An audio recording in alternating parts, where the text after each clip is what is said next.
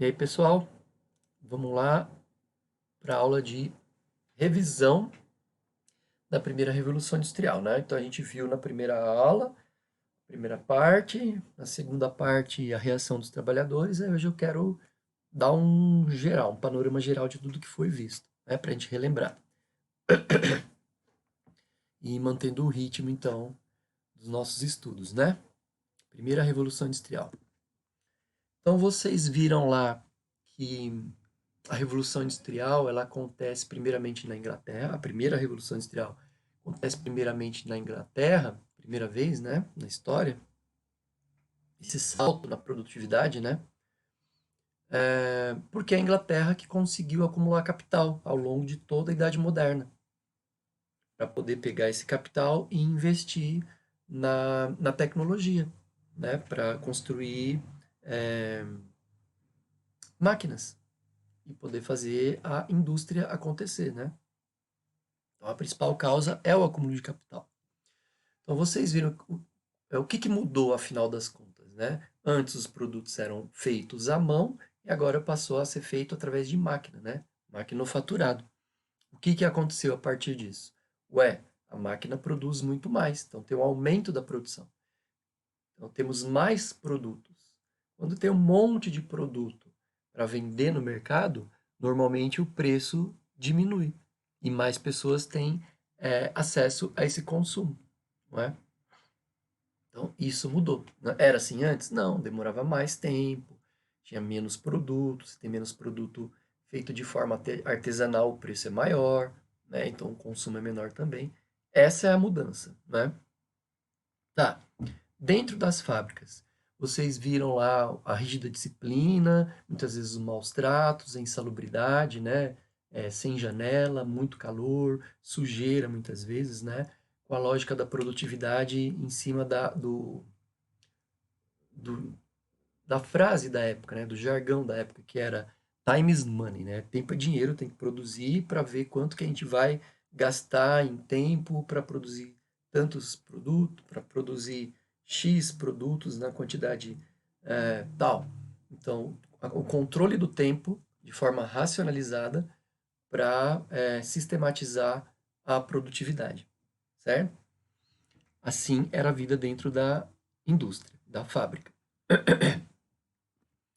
Aí vocês viram, então, que alguns operários passam a se revoltar com a situação, né? E então eles passam a reclamar e a criar três movimentos, né, relacionados a essas reações: o ludismo, o cartismo e o trade union. O ludismo, vocês viram, foi a quebra das máquinas, né? Então essas pessoas eram demitidas e as máquinas eram substituídas. Essa reação não serviu para nada, a não ser para demitir os operários, né? Aí eles tentam uma segunda, que é o cartismo, então eles escrevem cartas tentando pedir melhorias tanto para os patrões quanto para o parlamento. Só que essas cartas são ignoradas pelo parlamento, a situação continua. Então eles passam por uma terceira estratégia, que a história chama de trade union, é, em que os operários decidem paralisar, né, fazer aquilo que a gente chama de greve hoje na tentativa de conseguir melhorias lá com seus chefes, seus patrões, né? Enfim, essas foram as reações dos operários. Tá. Aí, na verdade, eu estava me esquecendo, tem um terceiro vídeo que vocês viram, né?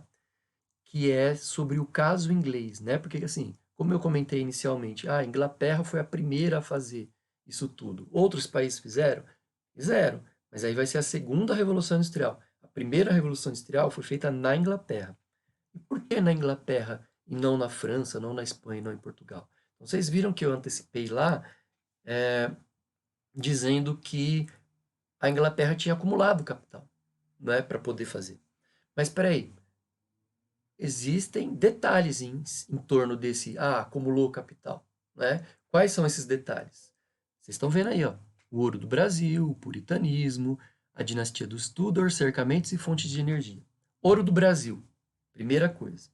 Então vocês viram que no século XVIII, Portugal explora o ouro brasileiro, esse ouro brasileiro vai para Portugal, Portugal paga boa parte das dívidas que tinha para com a Inglaterra, e, portanto, com esse ouro brasileiro, e, portanto, os ingleses pegam boa parte desse ouro que foi retirado no Brasil, né, como forma de pagamento lá das dívidas portuguesas.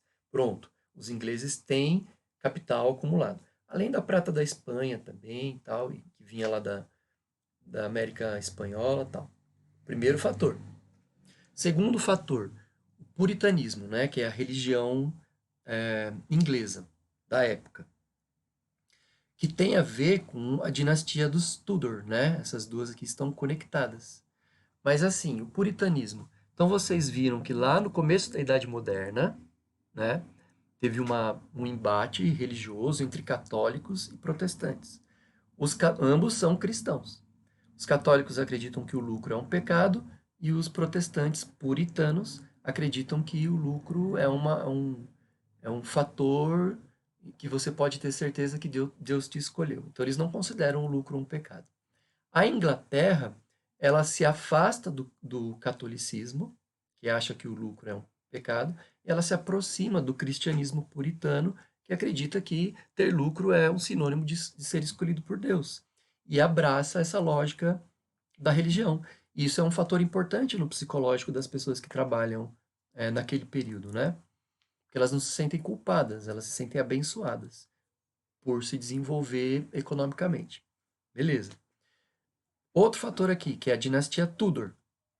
Lembra que eu fazia aquele gráfico assim de carinha feliz, cara triste, cara feliz, cara triste, revoluções?